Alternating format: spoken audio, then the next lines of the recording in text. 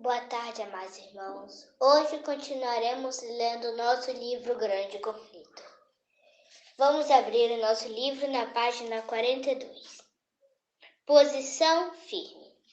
Antes de lermos, vamos falar com o nosso Deus.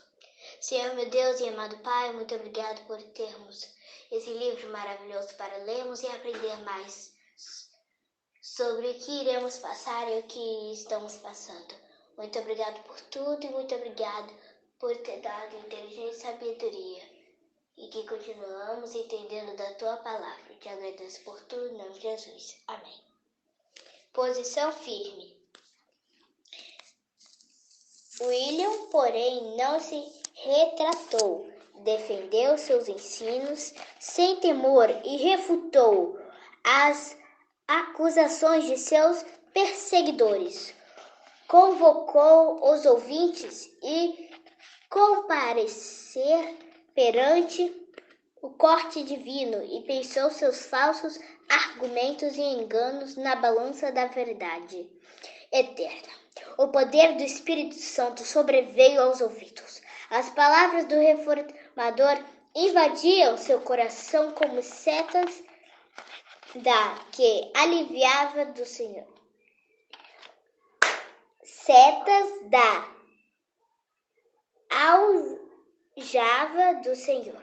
Lançou de volta para eles a acusação de heresia que havia lhes feito. Com quem vocês pensam estar lidando? Perguntou.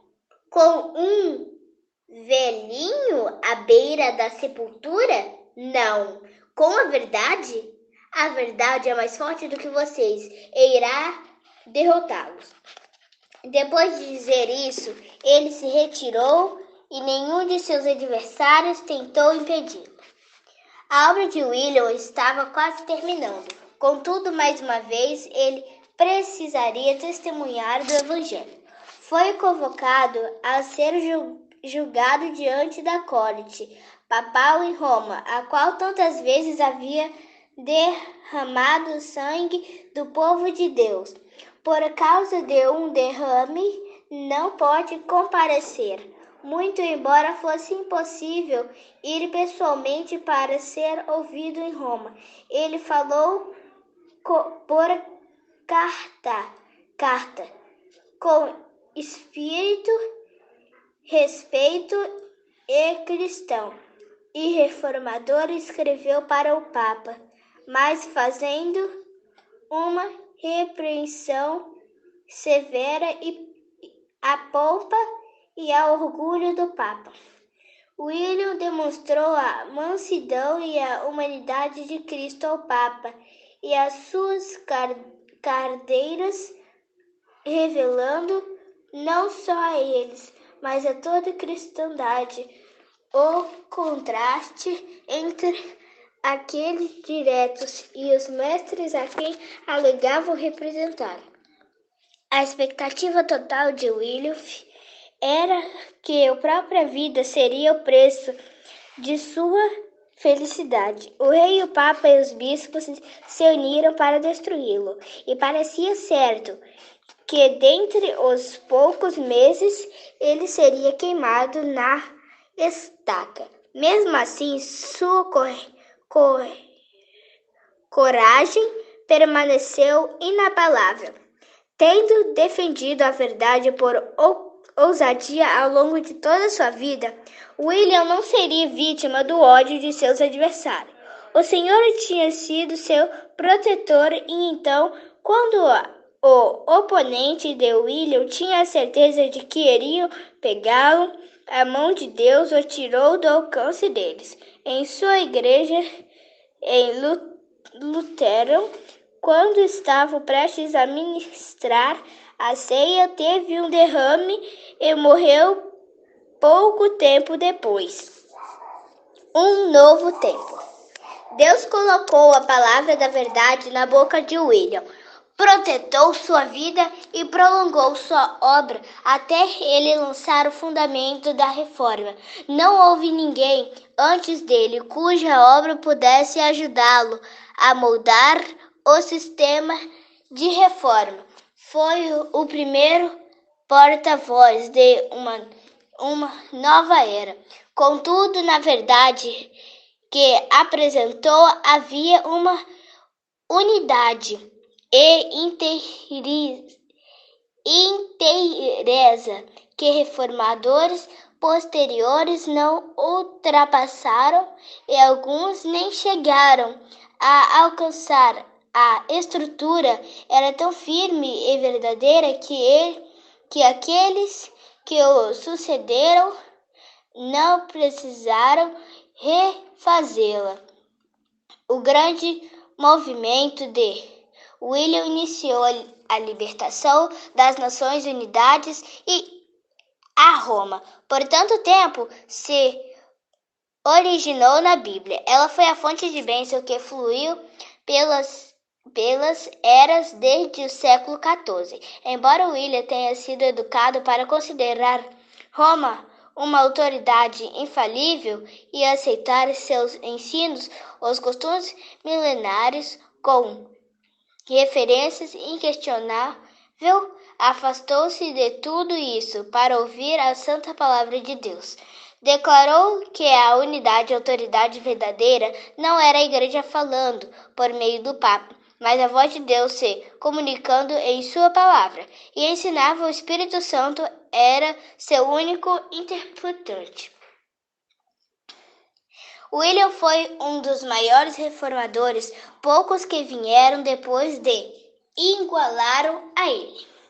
Pureza de vida, diligência constantes em estudo e elabores, integridade incorruptível e amor cristão caracterizaram o primeiro dos reformadores. Foi a Bíblia quem o fez assim. O estudo das Escrições enobrece cada pensão, sentimento e ambição de uma forma que nenhum outro estudo é capaz de fazer. Dá firmeza de propósito, coragem e força. Os estudos nervosos e reverentes das Escrituras pode dar ao mundo pessoas de intelecto mais forte e princípios mais nobres do que o resultado da melhor instrução, disponível em meio às filosofias humanas. Os seguidores de William, conhecidos como clefistas e lollardos, se espalharam por outras terras e levaram o evangelho consigo. A partir do momento em que seu líder se foi, os pregadores passaram a trabalhar com zelo ainda maior do que antes. Muitas pessoas se reuniam para ouvi-los. Alguns nobres e até mesmo a esposa do rei faziam parte do grupo de conversos. Em muitos lugares, as pessoas retiraram das igrejas os símbolos idolatras de Roma. Entretanto, logo perseguição implacável recaiu sobre aqueles que ousaram aceitar a Bíblia como guia. Pela primeira vez na história da Inglaterra, a lei passou a condenar a estaca os discípulos do Evangelho.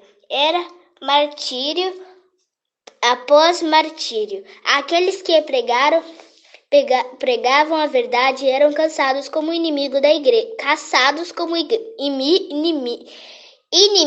da igreja e traidores do reino.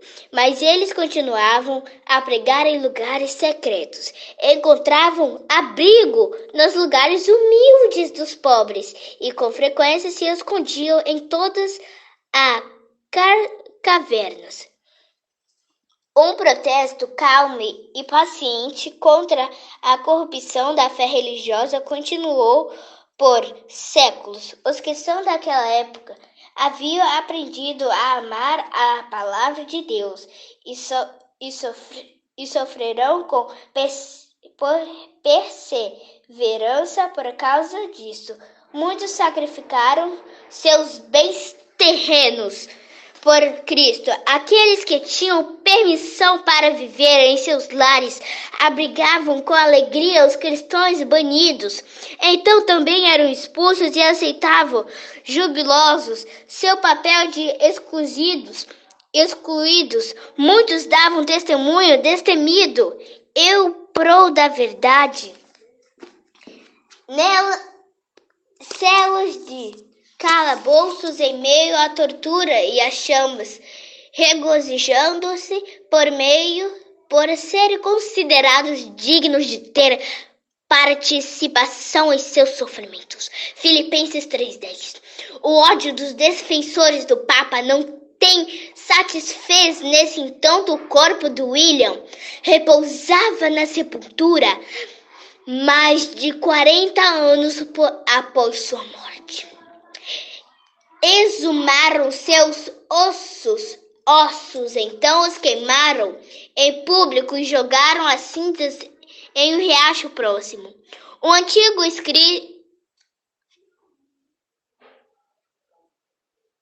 um riacho próximo.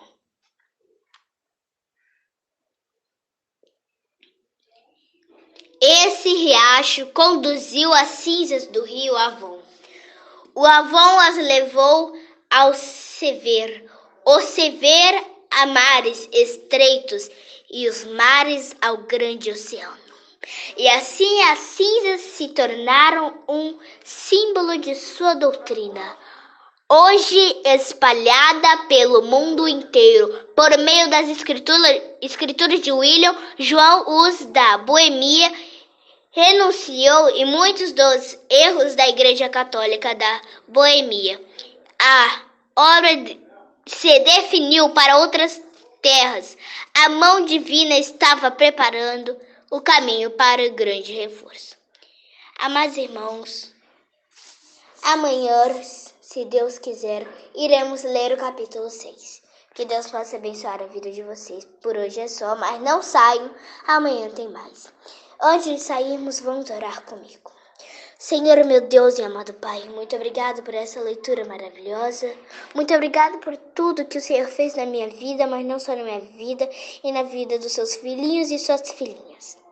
Que o Senhor possa abençoar cada um de nós e que possamos entender mais do que o Senhor quer falar através desse livro.